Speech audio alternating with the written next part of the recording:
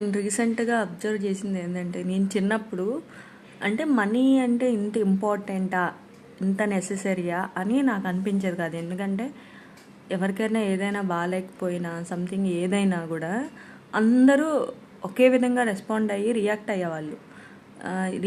నేను ఇప్పుడు పెళ్ళయ్యాక నేను అబ్జర్వ్ చేసిన పెళ్ళయ్యాకనే కాదు, నాకు ఊహ తెలిసి నాకు అన్నీ తెలిసిన తర్వాత అబ్జర్వ్ చేసింది ఏమంటే, ఇప్పుడు మనిషికి ప్రాణాలు పోతున్నా కూడా ఫస్ట్ ఎంక్వైరీలు చేస్తారు. ఆ డబ్బు ఉన్నాడా లేదా, వాళ్ళకి ఏమన్నా ఉందా లేదా, ఎలాంటోడు అని ఎంక్వైరీ చేశాక అప్పుడు ఉంటే అవి డబ్బులు ఉంటే వాళ్ళకి ఏమైనా ప్రేయర్ ప్రతిష్టలు ఉంటే అప్పుడు వెళ్ళి హెల్ప్ చేస్తున్నారు.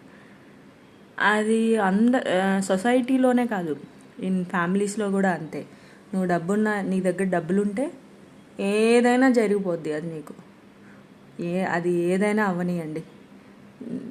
అంటే నీ ఎనిమీస్ కూడా నీకు దోస్తులు అయిపోతారు.